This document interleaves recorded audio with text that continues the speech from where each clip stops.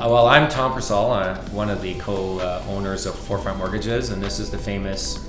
My name is Rino Revel. I'm one of the principals along with... Chris Cornborough, principal at Forefront Mortgages. Today's roundtable topic, how the hell did we get here? Gentlemen, Yes. how the heck did we get here as far as interest rates, the world geopolitical landscape, and I don't know, where's my magic crystal ball? It vaporized in my hand. I'm sure you guys get the same questions. What's happening with interest rates? Should I lock in?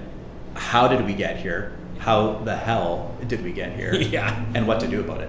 So, Tom, I don't know, do you want to start off with a little bit of context, maybe, with rates? You know, where we've gone, where we've been, where we're at? So, rates, you know, is one of those weird discussion pieces because there are so many different pieces of rates that actually determine what an actual rate is going to be. So, for example, bond yields.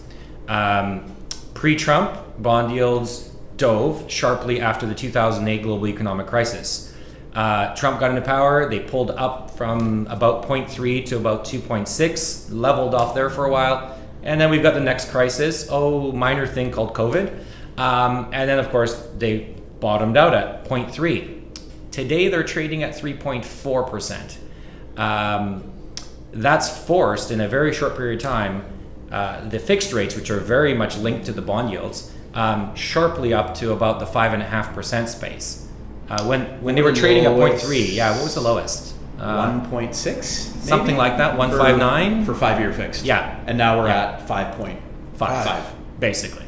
Crazy. Yeah. So And this has all happened in 6 months. Yeah. That's why, how the hell did we get here? Well, I mean, there's some other things like COVID. So, you know, in 2020, obviously, everybody, so there's BC and AC now, right? Before COVID and after COVID. And so, February 2020 comes along, fixed rates, the variable rate at that point was actually almost 4%. That's the prime rate. Fixed rates were around 2.8, and everything was looking great. Like pre-COVID, the economy was firing up, and it was looking like rates were going to go up. So lots of people locked in at 2.8, and then of course, COVID hit, shut the world economy down. And we found ourselves naturally. The governments had no choice. They had to stimulate global economies. It wasn't just a national economy problem.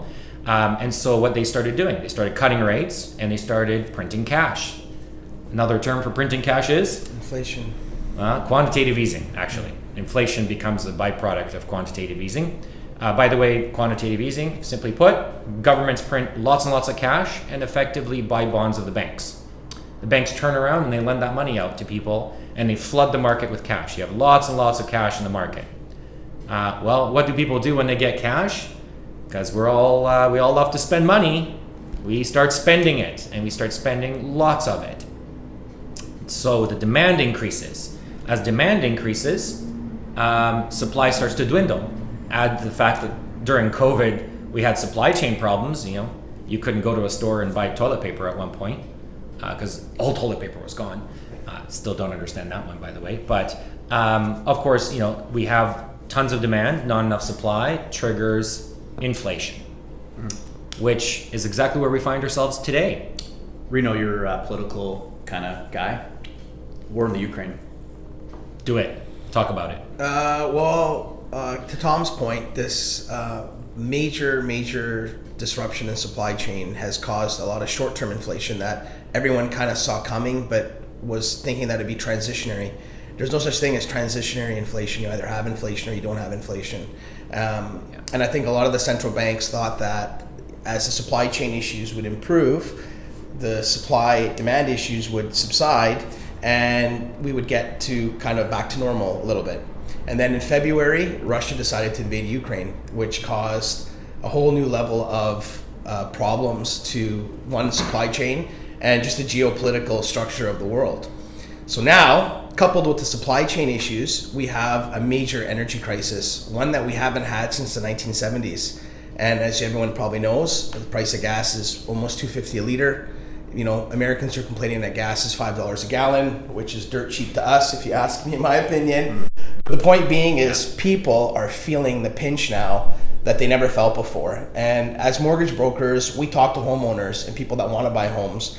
But this new crisis that has surfaced affects everybody. It doesn't just affect the homeowners and the borrowers, but affects the people who will never own a home, can never afford to own a home, and just want to live. They just want to go to work, put their kids through school, feed their families, and this is making everyday life much more difficult for the average Joe. This is a big problem. This is a much bigger problem than supply chain issues, because I believe over time the supply chain issues will improve, it will get better.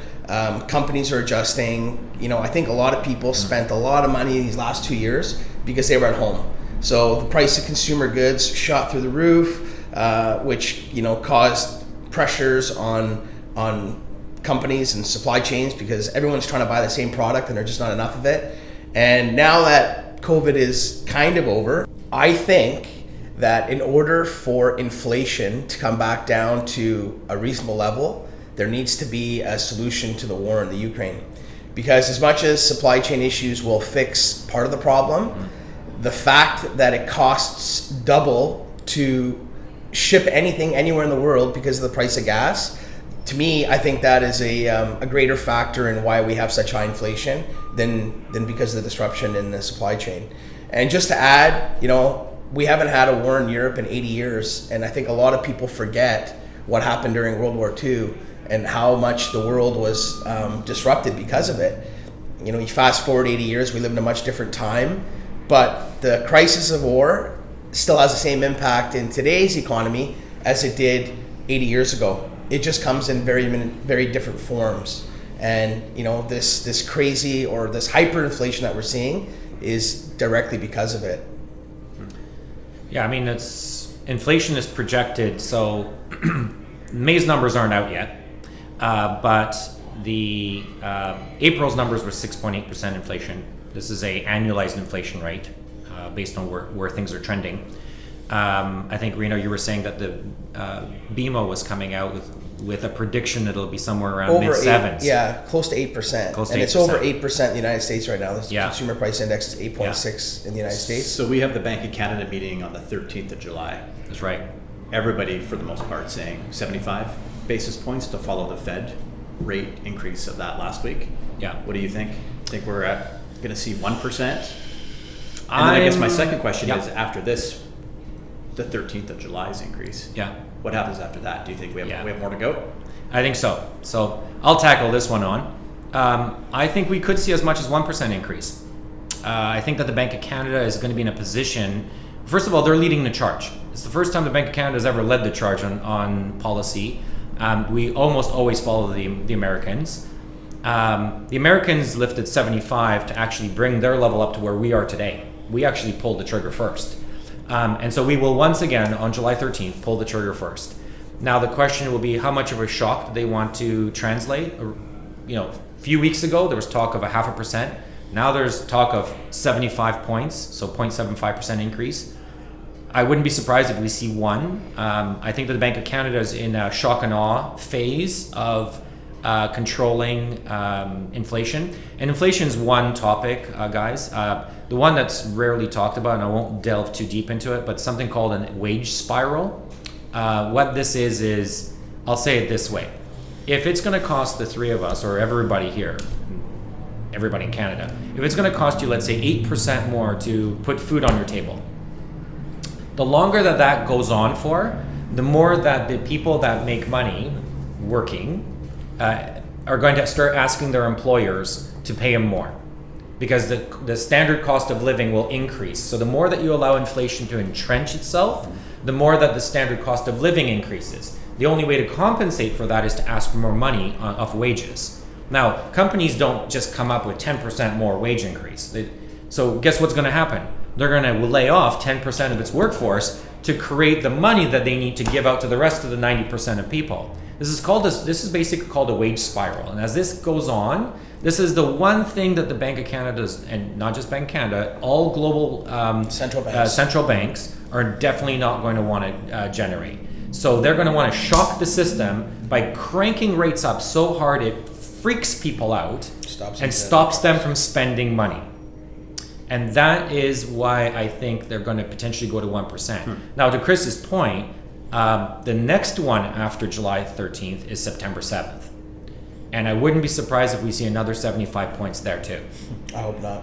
Well, I wouldn't be surprised. Yeah. The Bank of Canada is projecting that it could go to 5.7 by the end of the year. That's prime rate at 5.7. That's prime rate at 5.7 by the end of this year. And for context, we were at 245 through COVID For like until years. March 13th. March 13th. Yeah. So they're doubling the prime rate. Or March 26th, sorry. Yeah. More than double the prime rate. Yeah. So, which brings us, I think, to trigger points, which we should probably touch on very briefly. Yeah. So a trigger point is if you have a variable mortgage that has a fixed payment. Almost all the banks, with the exception of Scotiabank, I believe, have a fixed payment variable. So your payment stays the same, just for context. That's right. No matter what your rate is, up or down. Up or down, that's right.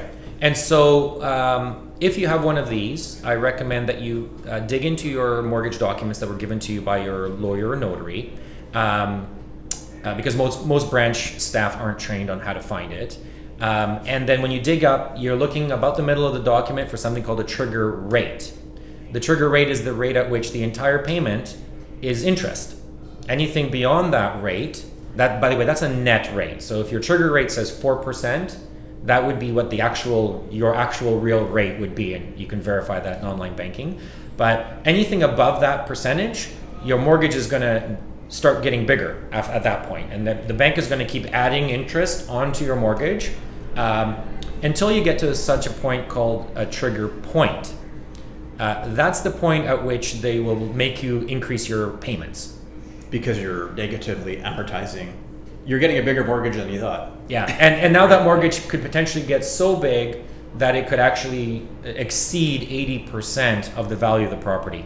And that's called a trigger point. You'll find that in your literature and your documents as well, although it won't be a specific rate. You'll see that in there. I think the key takeaway here is not to scare you, but to simply say, hey, listen, if you've got a variable rate with a fixed payment, have a chat with one of us, or have a chat with whoever you feel is your trusted individual.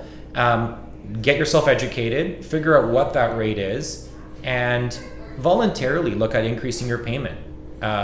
It's something that is every bank allows, and it's something that you may want to look at. Or if you want a second opinion, make sure reach out to one of us, and we'll be more than happy to review it with you. What else, gentlemen?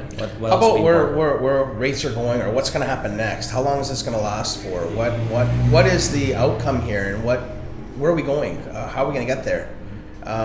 Good point. I listen to a lot of economists. The economists are like weathermen. They're never right. They're never wrong. They just have an opinion. And like Warren Buffett said, show me an economist who's a billionaire, and I'll listen to him. There are no billionaire economists. So the reality is this: we've got a government or governments around the world that are prepared to try and tackle inflation, and they know how bad inflation can wreak havoc on an economy with stagflation, and nobody wants this to happen.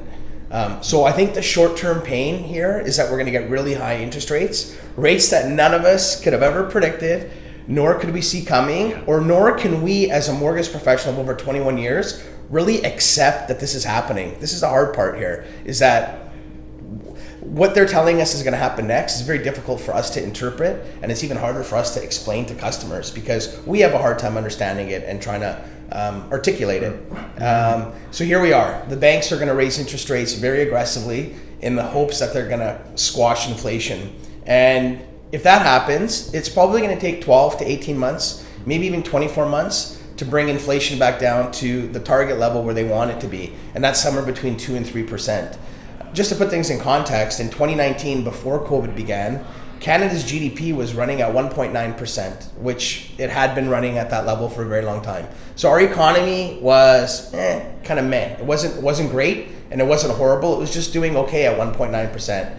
And we had a prime rate of 3.95% at that time. Mm-hmm. So if we can get inflation back down to 2%, there's no reason to believe that the Bank of Canada won't lower rates back down to that level. And this is just like a balancing act. So if we get inflation in check and we see the inflation numbers slowly starting to come down, we should expect the Bank of Canada to slowly bring down the rate. The problem is it's not going to come down in 50 or 75 basis point increments. They'll start to come down in quarter point increments. So when we look at receiving, so far today we've had 5 increases of 0.25%. We're at 125 basis points higher than we were. And if we get another 75 basis points in July, that would suggest that to reduce it 2% would take 8 Federal Reserve or 8 Bank of Canada rate decision meetings for it to come down. It's a whole year. Which basically means it's going to take like a year or 2 to get it back down to where we were. Yeah. So I'm predicting that this is somewhere in a 4-year cycle. So we're going to reach, the highest point of interest rates in the next 12 to 18 months. It will stay like that until our economy goes into recession, which is really what's going to happen. And this is by design. This is not by fluke. This needs to happen. And that's the only way you're going to get inflation down.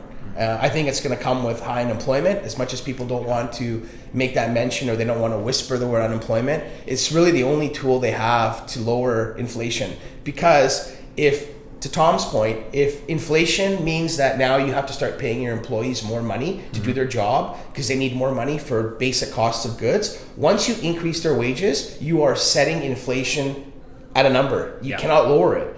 Yeah. Because once everyone starts making more money, you can't go backwards. Prices can't go back, right? So the only way you can prevent increased wages is by laying people off. And I think what you're going to see over the next 12 to 18 months is, unemployment figures are going to go up. And this is what's going to bring inflation down, which is kind of sad because getting the world back to normal means that a lot of people are going to lose their jobs or be looking for employment, which then creates a whole new cycle of the bank having to lower interest rates, stimulate the economy to get people hired and working again. And I think this is somewhere in 24 to 36 month cycle that we'll be in. Yeah, no, I would agree on that front. Yeah. Chris, any thoughts to this whole mess that we all get the pleasure of being in together? Well, I think what's happened is we've prolonged. We were meant to be in a recession during COVID, and we weren't. We were actually in an economic expansion. Which very good point. No one Chris. thought about that. So we kicked the can down the road, and now I think we're paying for the excess of people getting money for doing nothing, like the CERB, for example. All the stimulus that happened, Yeah. low rates, people nothing to do, stayed at home. Yeah. And now I think we were here. We're here. We're going to get back to here at some point. Yeah. But we're kind of paying for the last 2 years of our lives, probably. Where we shouldn't have. There's a number of articles that were written recently that there's up to $300 billion of excess cash in people's accounts in Canada alone. 300 billion. That's just money sitting in investments and other such things that people have gathered over the last 2.5 years. Because they're not able to spend it. Because they can't spend it. Good luck buying a truck. If you wanted a truck today, good luck finding one. Well, I think that's part of the that's a perfect example, right? With the labor, with the slowdown of the labor market too. Trying to buy, lumber, for example, or doing renovations on your house, or even, we have a lot of clients who are the owners of trades businesses, like plumbers, electricians. You can't find people to work nowadays. Yeah. So that does have to get back to normal, where restaurants aren't having to close 2 or 3 days a week. You can get because they have no staff. Service. Yeah. Exactly. So you have to pay $60,000 a year for a dishwasher. Yeah. So real crazy problems that have happened.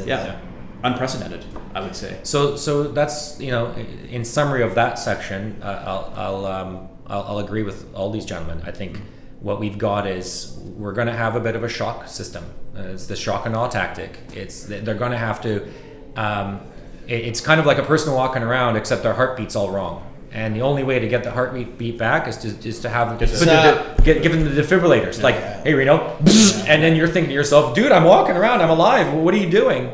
But it's unfortunately the kind of medicine that's needed in order to shock the system back in, and people have to stop spending money. And I don't mean on just food, I mean on discretionary spending. And so to Reno's point, actually one of the areas that people are going to spend money is in the travel space. That's not going to crank inflation. That's actually, it's going to burn through cash, but because you're not buying tangibles, you're not buying iPhones. You're buying experiences. You're buying experiences. You can burn through the excess savings that people have by vacationing, for example, and travel, and that should help as far as where people are going to spend money, and I think that that's fair. You're certainly seeing a lot of people traveling around. Yeah. Anything else, gentlemen, that I can think of? I mean, geez, I we've just covered think- some deep topics today. Yeah, I just think for people that are in variable rate mortgages, the worst thing you could do is panic and answer the bank's phone call when they call you at nighttime and try to convince you to lock in at 5.5%. Because I like to joke, those banks weren't calling you when it was 2% or 2.5% or 3% to lock in, but they're calling you now. So I would avoid those calls and avoid locking in. And unfortunately, as difficult as it may be, and factoring many things such as trigger rates and trigger points and adjusting payments, what you really need to be able to do right now is just ride this out for the next 12 to 18 months. You got to bite the bullet and pay more, adjust your mortgage payment so that your amortization remains in check, or you avoid a trigger rate or trigger point, and kind of just run the course for the next 12, 18 months. I like to remind people that as much as we were seeing variable rate mortgages go up, we never had this conversation in 21 years. I've always had people joke with me and tell me, when was the best time to lock into a fixed rate mortgage, or when should I be getting out of my variable? And the answer was never, because a variable rate mortgage has outperformed a fixed rate mortgage in the history of its conception. And unfortunately, now you're looking at a variable rate mortgage in a snapshot of time, which is the next 12 to 18 months, and it looks ugly. But if you look at it in the years prior to that, and many homeowners, many of my clients and Tom's and Chris's clients, they've had mortgages for years. And this exposure to a hyperinflated rate, even though for a short period of time, really in the big picture is not going to hurt you. It's not, I think people are still come out ahead in a variable for all the money they saved in the years prior to this. So you have to be cognizant of that, and you have to kind of keep that in mind. And just trying to get through these next 12 to 18 months. And I think everyone needs to stay calm. Just stay calm, relax. This is Don't let fear take over. For sure. This is money. And don't get me wrong, it's a very serious topic, and it affects people's household and your lifestyle, really, how you live your life. But this is not forever. Don't have this feeling that this is going to be like this forever, and just get through the next 12 to 18 months. And one thing I can say is I do have confidence in the central banks when they say that they will lower rates to stimulate the economy when the time comes. And the reason I say that is because I think we overstimulated an economy when our prime rate was 3.95 and they went all the way down to 2.45. We had two rate cuts of 75 and 75 in the spring of 2020. And there's no reason for me to not believe that the feds will do this again. It just won't happen in big rate discounts. It'll happen in slower quarter point, half point increments as the economy slips. We'll reach the bottom of a bear market, and everyone in the financial world that runs the stock market and all the big bankers will say, yep, we hit the bottom, and then they'll start to cut rates. And, like I said, I think that'll take 12 to 18 months. So there is hope. So stay in a variable. Don't trade that for a 5.5-year mortgage. If we look back 5 years ago to 2017, look how much the world has changed in 5 years. I think it would be a big mistake locking in at the peak of the highest rates ever. Looking back in the next 24 months kind of thing. So just stay the course and don't panic. I'd say to wrap things up, gentlemen, we've got a lot of experience with the three of us and the brokers in our office. If you have questions, reach out to us. Please. We're happy to answer your calls, take your emails, questions, texts, whatever. But don't do nothing. The best thing you can do is talk to one of us and absolutely. get some advice. Maybe we can walk you off the interest rate ledge, for example. Get educated. Yeah, I think that's a big one. In from my summary, whether you're a first-time buyer, this will be a scary time to be buying into. But I think that, as they say, don't let a good crisis go to waste. I'm a big believer of that. I think that as these things happen and fear sinks in, you're going to see people cutting prices. That's coming, I would say, over the next 2-3 months. You're going to see prices of property go down. Could be a buying opportunity, as far as I'm concerned. For those that are perhaps at the other end of the spectrum, their 50s or 60s, that are worried about these payments getting ballooning out of control. If you've got a mortgage at one of the banks that adjusts for the prime rate, Scotiabank as an example, there may be some options that we can explore to lock in the payment so that you can mitigate your cash flow for the future. And then obviously for all the repeat buyers, just try not to stress out about this. I know it's hard to do. It's easy for me to say. But fear is not a good driver. You want to be educated. The more you understand what's going on, and the more that you feel that you have a professional team around you that can support you and answer your questions, the calmer that you'll be, and the more that you'll be able to make the right decisions for you and your family. Well, we're all homeowners. We all have mortgages. Yep, we do. And we feel the sentiment out there for sure. We understand it. Yeah. We share your pain. Yep. We do. Yeah. Soul crushing mortgages. Yeah. Yeah. Yeah. So beyond that, gentlemen, thank you for your time. Yeah. And if you need us, we're here for you.